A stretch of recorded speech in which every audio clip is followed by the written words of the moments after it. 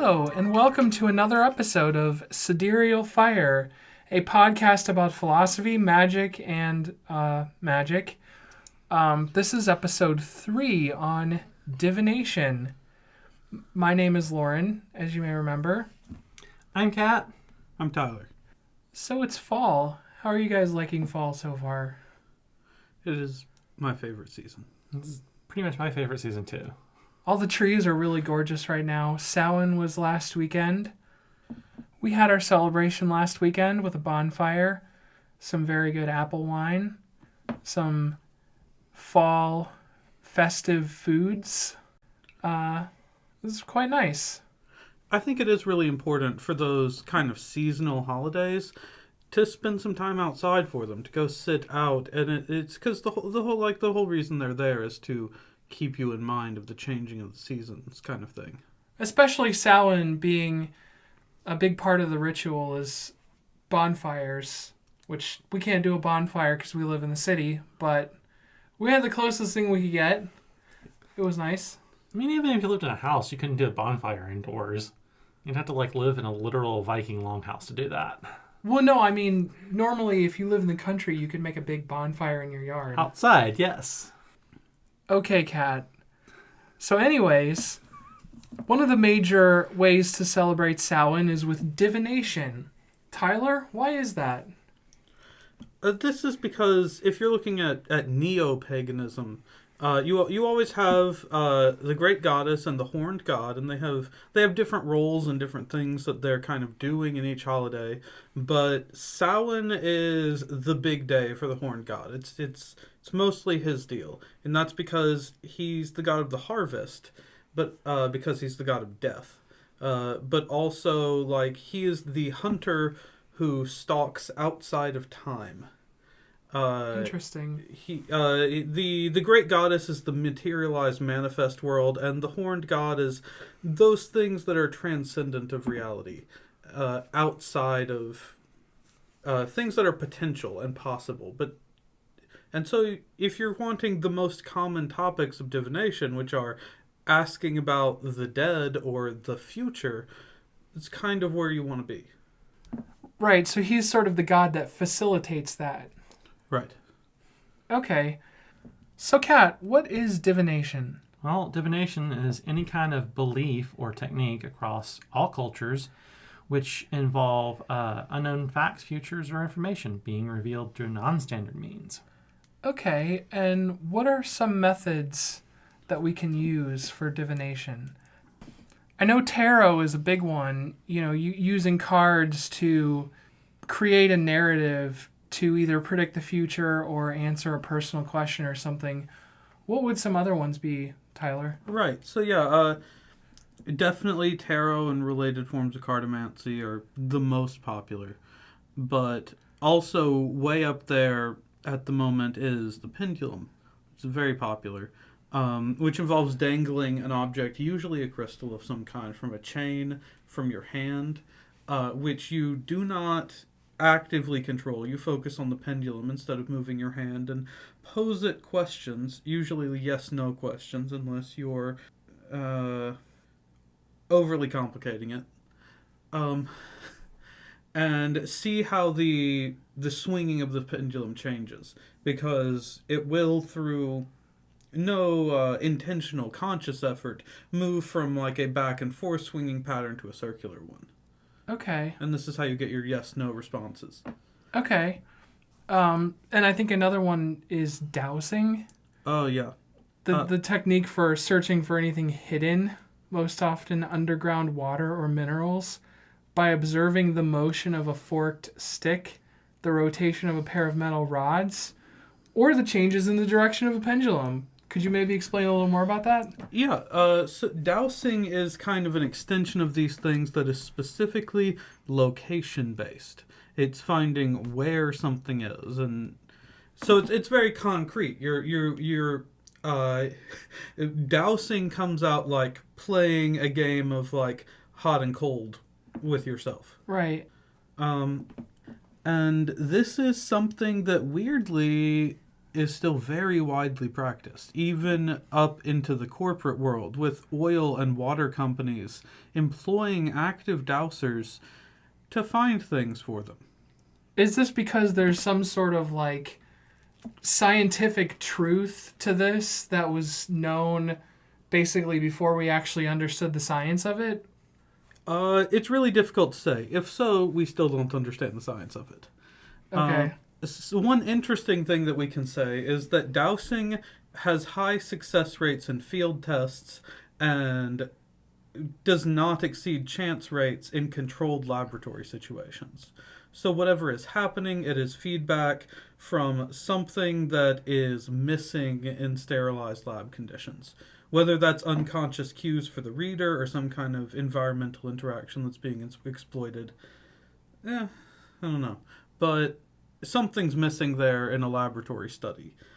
Since those don't return results above chance, but meanwhile, a while ago the German government funded a large-scale study on the success of dowsing, sending dowsers to look for water in arid locations, more than 2,000 individual sites, across Sri Lanka and Zaire and Kenya and that area.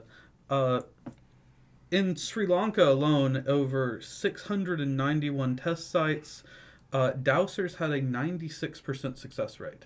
That's actually really impressive. That's the level of like scientific precision instruments. It is. Maybe even better than some of them. And this is an area that's known for having very, very difficult to drill wells because the existing aquifers will be only a few feet wide. And if you're off, by even a few feet, you won't get anything. Yeah, you miss the whole deposit of water.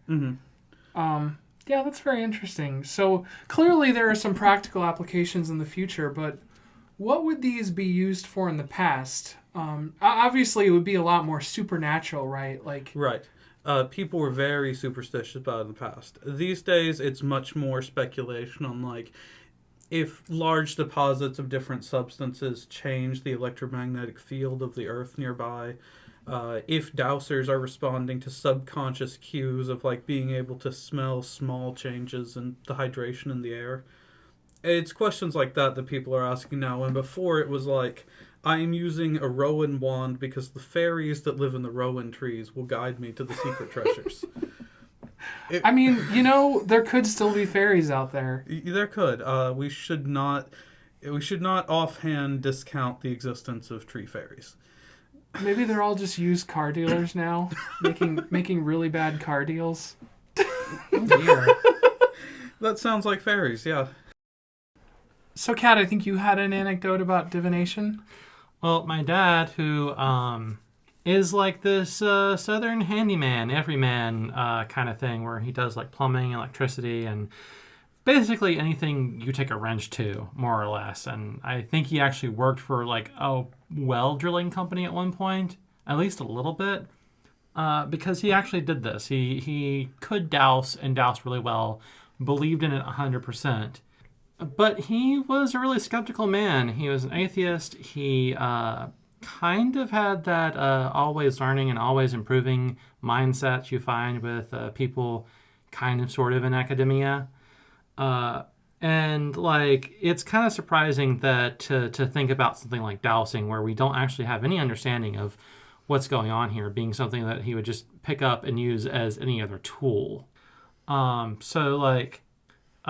Going back and talking about how effective it is in the field, clearly it's something that is a useful skill for someone who finds themselves being the kind of weekend warrior type, like he did.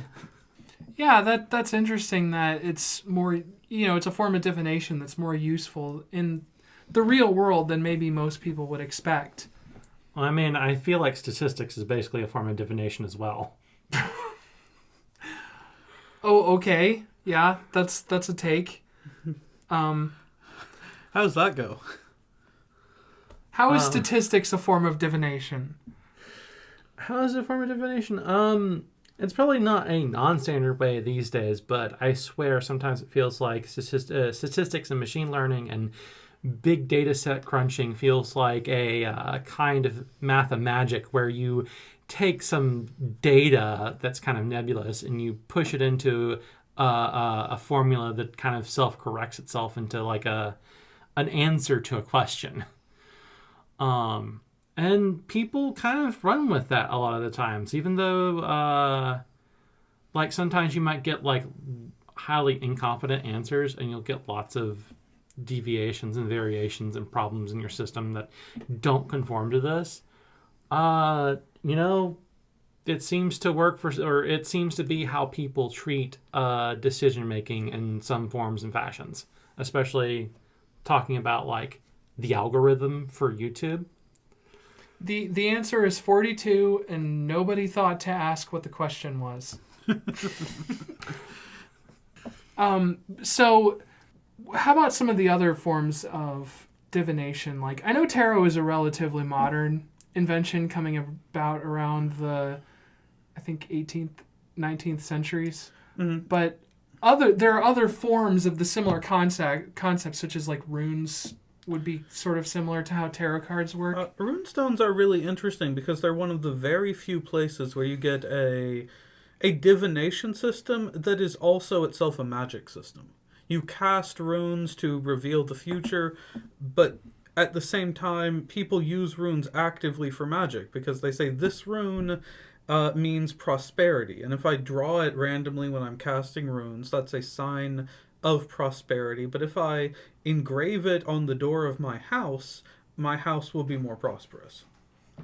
And Interesting. so it simultaneously serves both functions, and that's really interesting.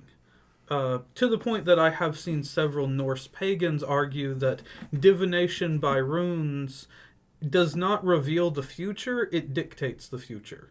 When you are casting your runes out, you're saying, this is what's going to happen. Oh, so instead of, normally we think of predicting the future as like, there's a plan. The future is already planned out. It's going to happen in these ways. Right. But they're saying, no, we're creating our future. Yes. And this is a very common belief in divination. The future is open and has many possibilities, and we are in control of this to some degree. So the question now is, how does one use these techniques today in an era where most people don't believe that there are fairies or other magical beings who are laying out a mystical path where everything is predetermined and can be predicted? So to me, the main value in this isn't necessarily as some sort of mystical practice, but rather these are tools that you can use to sort of help your brain think out problems in different ways. Like, that's one thing that tarot is really good for.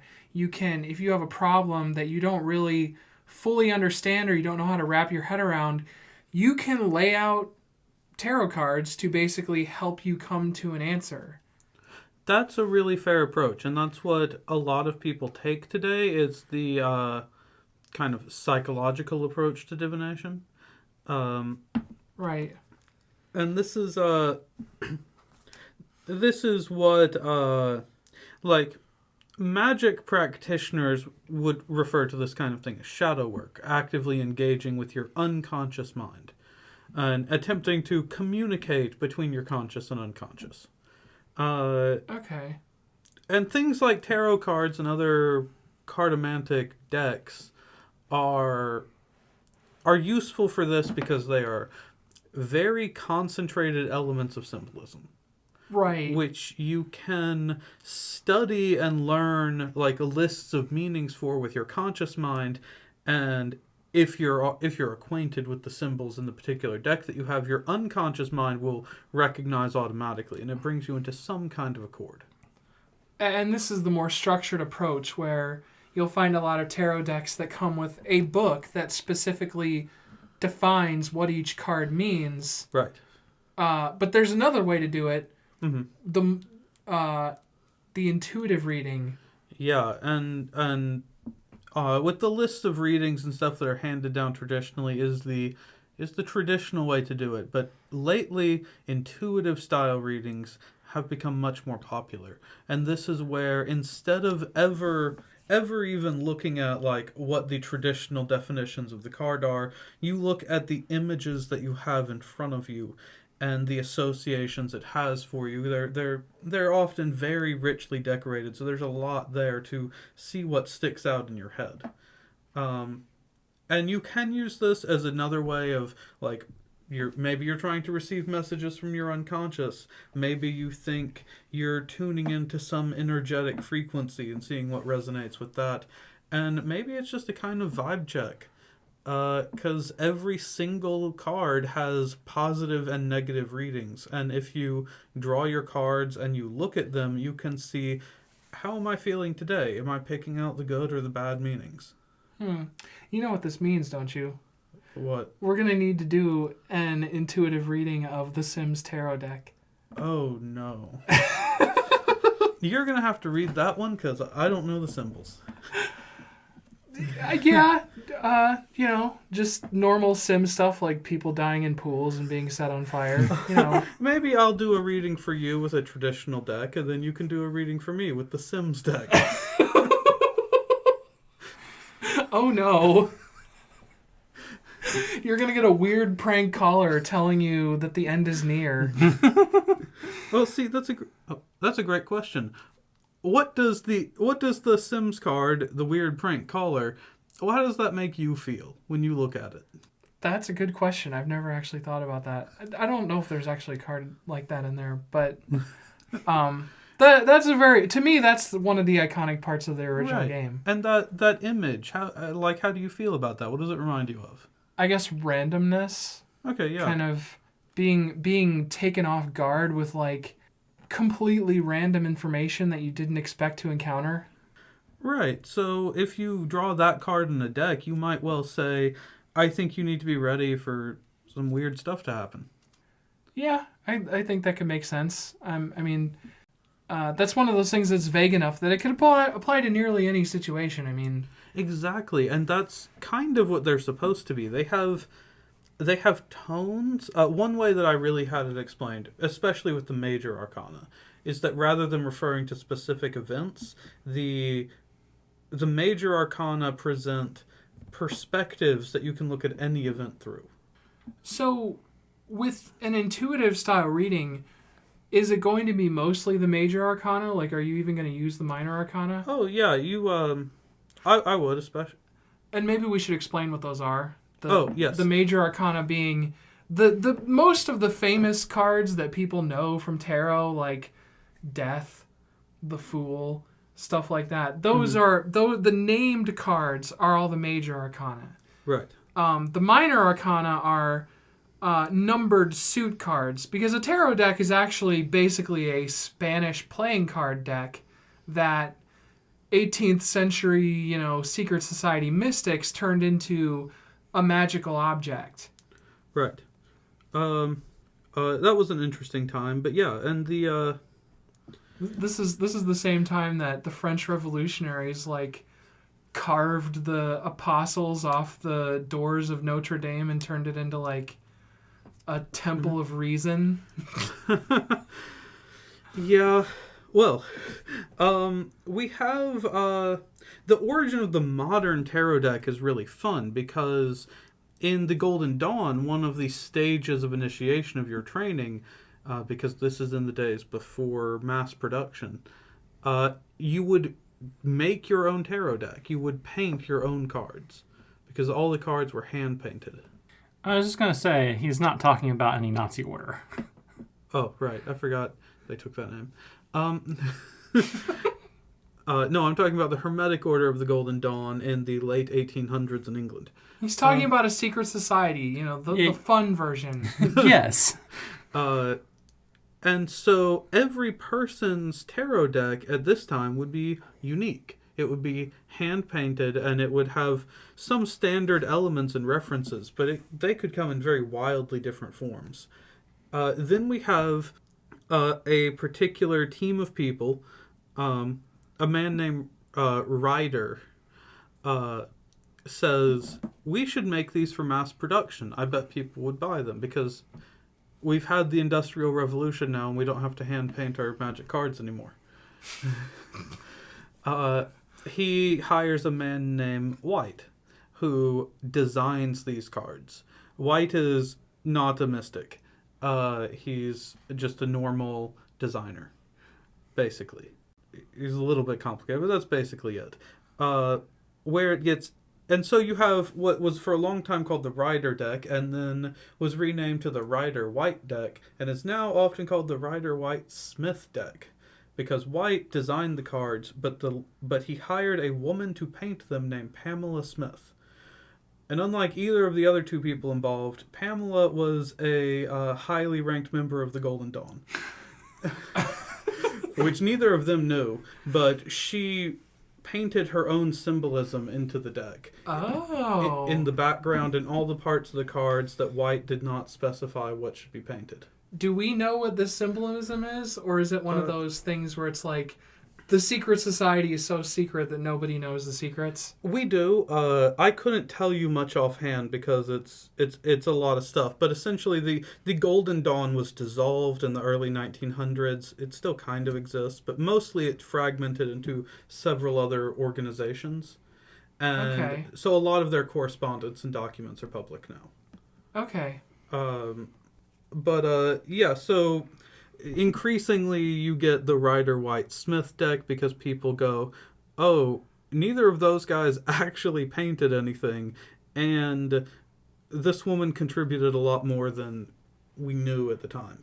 And yet her name is still last. Yeah, it is. Thanks, patriarchy.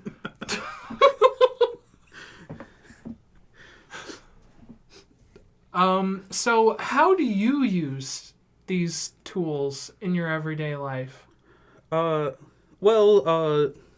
Historically, mostly for money. Because I would get paid to read people's cards. Oh, right. You were on Fiverr for a little bit. I was. That was fun. But before I was on Fiverr, I used to do this in high school. I was the weird goth kid who did magic, and you could pay to read your tarot cards or cast spells. Oh, man. Did you have, like, the white makeup and, like... No, I was never... we were in Mississippi, so the standard of what a goth is was really low. Oh. I just mostly wore black. Oh. My high school had a real goth kid. Oh, like the... Yeah, like the very white foundation, like makeup. Oh God. Black lipstick, the like crazy hair spikes everywhere, the whole 9 yards. No, I had nothing anywhere near this far. I wore a lot of black, and I thought I was edgy sometimes because I had a little black wristband with a skull on it. I mean, for Mississippi, you probably were. I mean, it was the whitest suburb of Jackson. You know, all of Jackson's suburbs are super white, so I'm not really sure. I'm not really sure which one that would be, but I'm gonna guess Madison. I'm sorry. It was the whiter suburb of Madison. It was Gluckstadt. Oh, okay. Yes. It was Germantown. Kat, how would you use these today? So I mean, I am. I would not say a practicing Wiccan. Well, you kind of are. You celebrate the holidays.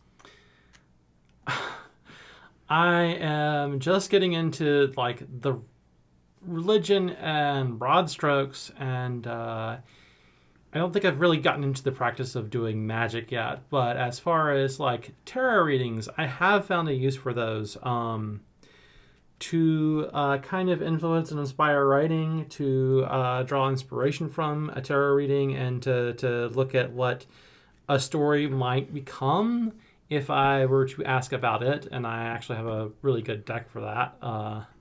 I ended up with a copy of the like Mage the Ascension tarot deck and used that for inspiration to mage related stories. This is Mage the Awakening, yes. But they didn't make a Mage the Awakening tarot deck. True. I also tend to draw and use dice when I cannot make a decision. Not even for like trying to pick the result, though sometimes it comes down to that.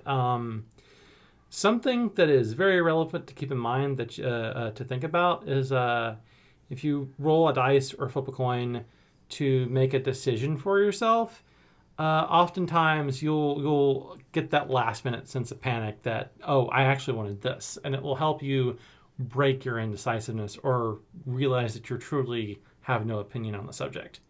That's a really interesting approach to it. So I think this has been a really good discussion.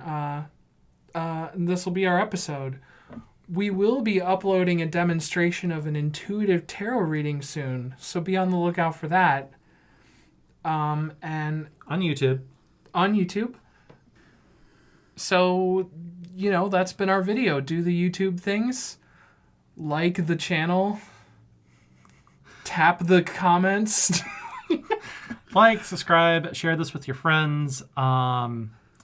Leave comments. Talk to us, maybe. I don't know. Join our Discord. Yeah, we have a Discord. You can join our Discord. And the link to that will be in the description. So we'll see you next time.